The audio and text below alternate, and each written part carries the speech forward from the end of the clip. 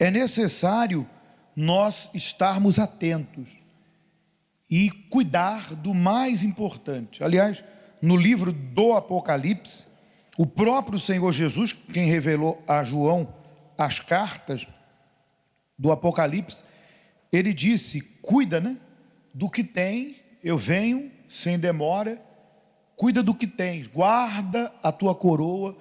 O que não falta no Apocalipse é avisos para todos nós guardarmos a nossa salvação.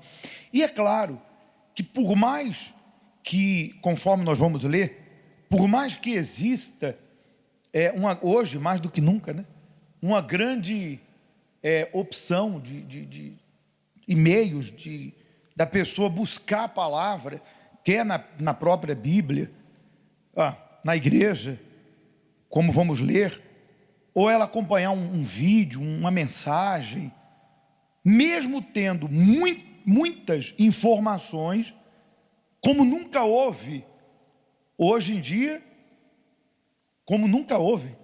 Hoje, imagine, porque eu não quero falar de redes sociais, é o Facebook, é o Instagram, é o YouTube, aonde você entra, tem a palavra de Deus, tem uma mensagem. E aí que está a questão.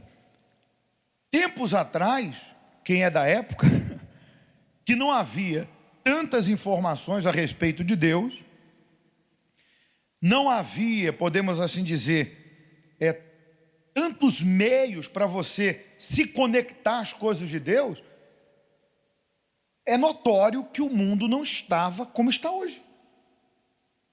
Ou seja, havia menos informações sobre Deus, havia poucas formas de você acessar as coisas de Deus, mas a corrupção, a maldade não estava tão grande. Então, vamos pensar, havia menos informações, poucos meios para você ter informação sobre as coisas de Deus, e a corrupção não estava tão grande. Hoje, existe mais informações, mais meios para se conectar a quem? A palavra, e a corrupção está maior. É igual o testemunho das pessoas que chegam na igreja: olha, pastor, eu tinha tal idade, estava podre. Hoje eu tenho 20 anos a mais e tenho a saúde melhor do que quando eu cheguei 20 anos atrás aqui. Então veja que a responsabilidade, ou a mudança, ou a estabilidade espiritual, não é involuntário, podemos dizer, não é coletivo, é pessoal e voluntário. Se eu não fizer a minha parte, se eu não assumir a minha parte, ainda que as pessoas, ou que o próprio Deus, ou que o próprio mundo espiritual, é claro, que o mundo das trevas não vai contribuir com o mundo da luz, você vai pegar o espírito da coisa. Ainda que alguém queira me mudar, ainda que as coisas sejam favoráveis para que eu mude, ainda que exista mais informações a respeito de Deus, ainda que exista mais meios para que eu acesse as coisas de Deus, se eu não fizer a minha parte, se eu não buscar, se eu não tiver a consciência do quão é importante a salvação, o quanto o pecado é destrutivo, ele me separa de Deus. Se eu não tiver essa consciência, eu vou estar dentro da igreja perdido. Se não for pior, se eu não saia da igreja e fico perdido onde? Lá fora. O Espírito Santo preparou essa noite, ou esse assunto, para despertar aqueles que estão fracos, frios na fé, e os enfermos que não conseguem mais crer. Veja que aqui no princípio diz que existe muitos dentro da igreja que estão fracos, que estão enfermos e que não conseguem mais crer. E aí nós fazemos essa nova, nós falamos novamente a respeito do princípio. Mesmo tendo tantas informações, mesmo tendo tantos meios, ainda continua, ou até pior, o estado de muitas pessoas. Vamos continuar.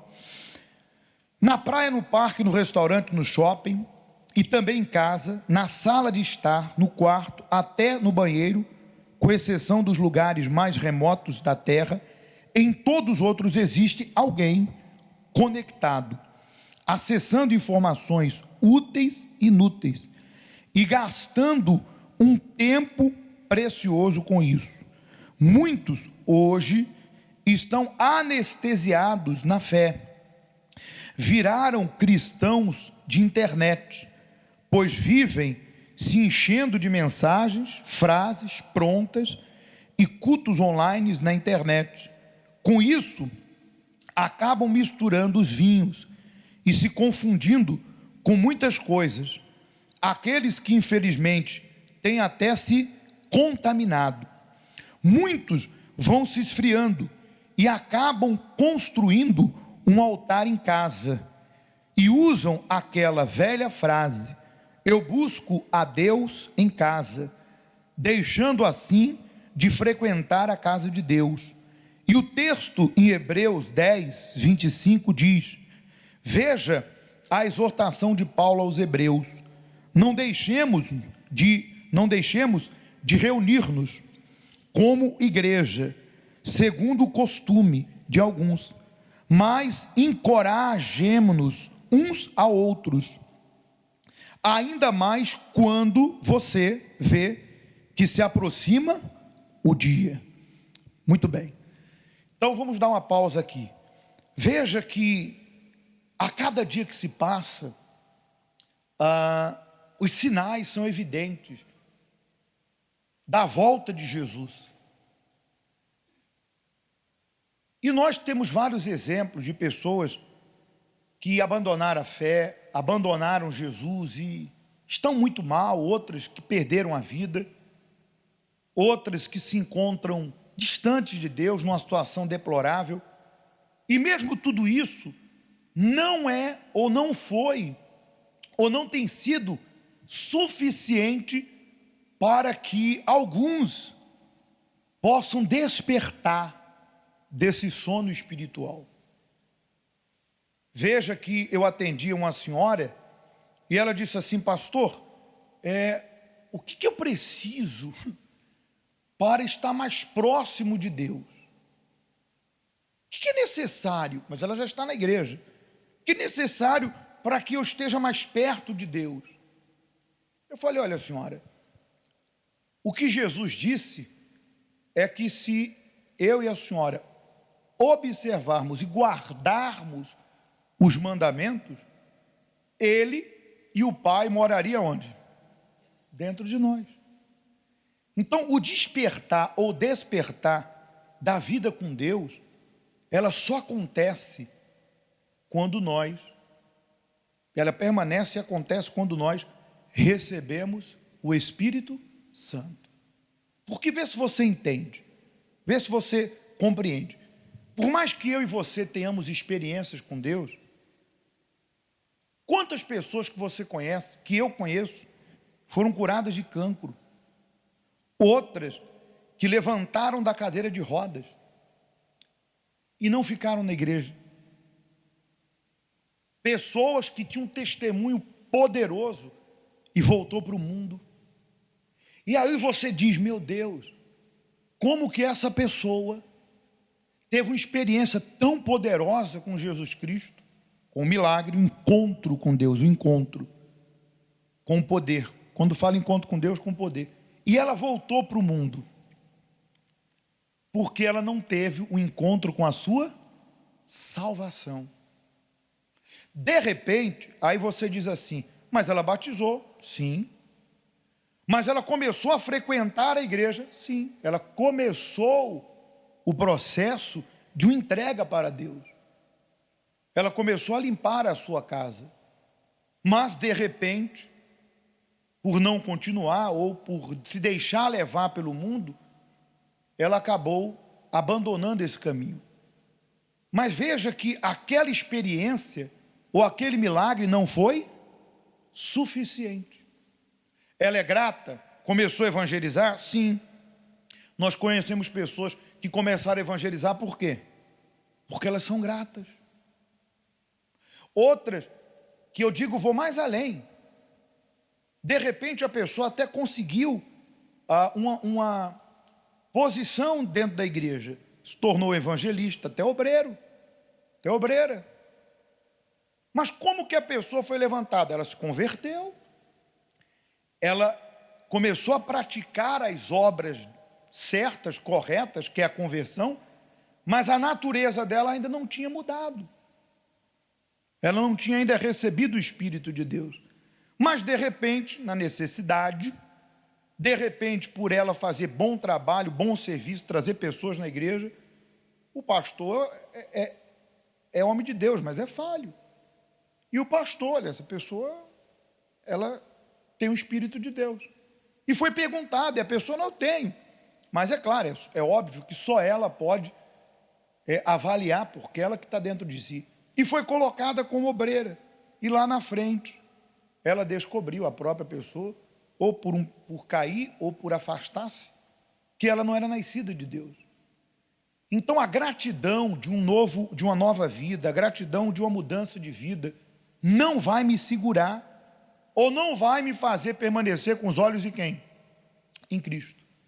Quando eu e você recebemos o Espírito Santo, quando nós nascemos de Deus, aí se cumpre o que está escrito, que aquele que é nascido de Deus anda em novidade de vida. Eu digo para si, de repente fora, como disse Paulo, ainda que o homem externo se corrompa, fora está cheio de problema, as lutas, de repente você olha para a tua vida, não mudou o que você queria, você não alcançou seus objetivos pessoais ainda, você ainda tem lutas familiares, lutas no trabalho, mas porque você tem o Espírito de Deus dentro de si, você anda em novidade de vida. Como assim? Todos os dias tu vai ter uma experiência com Deus. Às vezes em ajudar alguém, às vezes em uma palavra que você lê, às vezes em algo que você fez lá atrás e Deus te responde. Você começa a ter uma vida com Deus, você começa a aprender com teus erros. Porque um dos moldes do Espírito Santo, ou dos frutos do Espírito, né? Ali os atributos, mas os 9 frutos, um deles é a mudança maior dentro de nós, que é o amor. Você passa a estar inclinado mais para dar do que para receber. Então não tem como todos os dias com o Espírito Santo nós não andarmos em novidade de vida.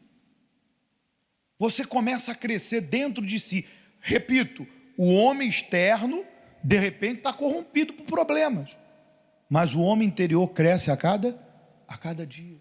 O Espírito Santo testifica com o nosso espírito que nós somos de Deus. Então significa, tu vai passar por uma luta, o diabo vai falar, mas porque você tem o Espírito de Deus, o Espírito Santo vai te animar, porque ele nos assiste em nossas fraquezas e sabe que não oramos como convém, nós não temos força suficiente, mas o Espírito Santo intercede por nós, porque ele sabe da nossa sinceridade, sabe o quanto lutamos para nos colocar na vontade de Deus para tê-lo. O Espírito Santo nos auxilia, por isso que Jesus disse, o Espírito da verdade, ele vos guiará a toda a verdade. O Espírito Consolador. Não tem como eu e você não andarmos atentos para a nossa salvação, tendo o próprio Deus dentro de nós. No teu dia a dia, o diabo quer destruir você com pecado, lança no teu caminho um sentimento, o Espírito Santo já te alerta, cuidado. Cuidado. Quer destruir teu casamento, coloca uma pessoa mal intencionada, e o Espírito Santo, cuidado. porque ele convence do pecado, da justiça e do juízo. Ó, cuidado, você lembra de onde você veio? Você lembra de onde eu te tirei? Você lembra como você era? Ó, cuidado. Você quer ir para o inferno, perder a salvação? Porque é ele quem convence. Então veja, voltando ao princípio, você tem muitas informações, mas não é convencido. Você ouve demais, mas não é convencido. Mas quando o Espírito está dentro, ele te convence com pouca coisa. Às vezes uma música, você está lá numa luta tremenda, e aí tu ouve uma palavra naquela letra daquela canção, que é inspirada por Deus. E Deus fala com você. Ele te convence. Às vezes você vê um testemunho, e Deus fala contigo. Ele te convence. Então você sempre vai estar em alerta. Por isso, que isso faz com que você venhamos a amadurecer, para você não perder tempo em querer empurrar Jesus nas pessoas. Porque há pessoas que querem convencer outras a aceitar Deus. Sabe o que Jesus falou? Vou dar a referência para si. Tocando nesse assunto, porque um assunto puxa outro, eu sei o quanto você quer que as pessoas conheçam a Deus. Eu sei o quanto você quer que as pessoas cheguem a Deus. Deixa eu encontrar, porque se veio agora é porque Deus quer que eu leia. Está aqui. Diz assim: tudo por meu Pai me foi entregue. E ninguém conhece quem é o Filho senão o Pai. Nem quem é o Pai senão o Filho. E também aquele a quem o Filho quiser revelar. Deus me revelou Jesus. Sabe como que Deus me revelou Jesus? Minha mãe foi à igreja convidada, nos levou quando eu era pequeno. Deveria ter uns 9, 10. E ela não ficou, ela não seguiu Jesus. Mas eu lembrava da palavra e do caminho. E um dia, vivendo os problemas familiares e espirituais que a gente vivia, porque tanto havia os demônios que manifestavam dentro de casa, quanto os lugares que nós frequentávamos, a miséria e tudo que o diabo fazia, eu lembro de assistir um programa da igreja. Garoto, adolescente, já estava aí com meus 14. E naquele programa, Jesus se revelou. Jesus revelou o Pai para mim. Ele falou: vai. Ninguém me chamou, ninguém me convidou. Foi o próprio Jesus. Vou ler de novo. Tudo por meu Pai me foi entregue, ninguém conhece o Filho senão o Pai, ninguém conhece o Pai senão o Filho, e aquele a quem o Filho quiser revelar. Jesus me revelou o Pai. Eu fui e estou até hoje. Então eu sei que você tem que falar de Jesus, dar um bom testemunho, levar as pessoas a Deus, mas se Deus não revelar para elas, elas vêm e não ficam. E o mesmo acontece com quem está aqui dentro. Se não for revelado a ela a salvação por meio do Espírito Santo, elas vão ficar um período aqui dentro, gratas, vão se tornar dizimistas, vão sacrificar, vão servir a Deus. Mas se elas não receberem o Espírito de Deus, elas vão estar igual nós acompanhamos nesse vídeo, vão estar de bobeira. E vão ser pegas de surpresa por uma armadilha, por uma cilada, sentimento, coisas e pessoas. E daqui a um pouco você cruza com elas na rua: cadê você, fulano? Não te vi. Ah, eu vou, estou cansada. Ah, não, dá aquela desculpa. Mas por quê? Ela nunca descobriu o maior dos maiores tesouros. Porque ela não recebeu o Espírito de Deus. Não foi revelado a ela ainda.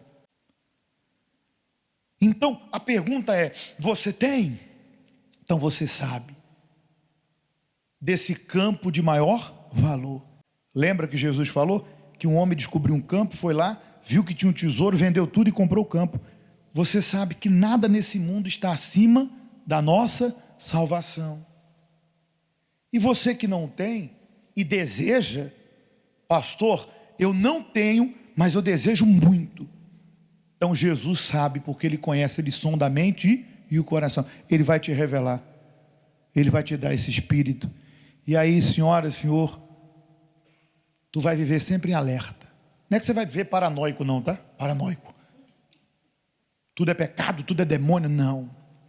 Quem é de Deus tem equilíbrio.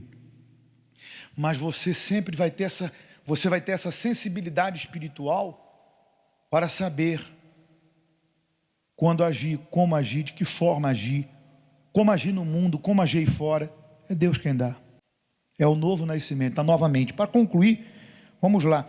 A igreja física tem papel fundamental na manutenção e no desenvolvimento da fé. Veja que naquela época, muitos judeus estavam deixando de se reunir como antes. Havia uma má influência daqueles que semeavam a ideia de que não era necessário se reunir.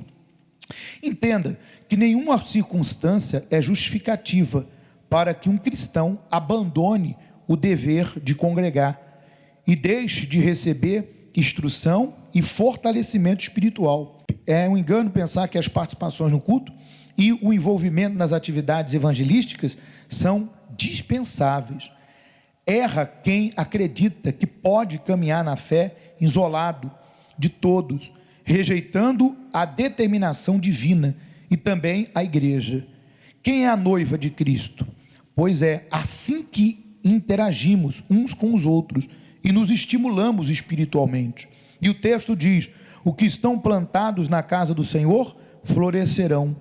Nos átrios do nosso Deus, na velhice ainda darão frutos, serão viçosos e vigorosos, para anunciar que o Senhor é reto, Ele é a minha rocha, e nele não há injustiça. Salmo 92, 13.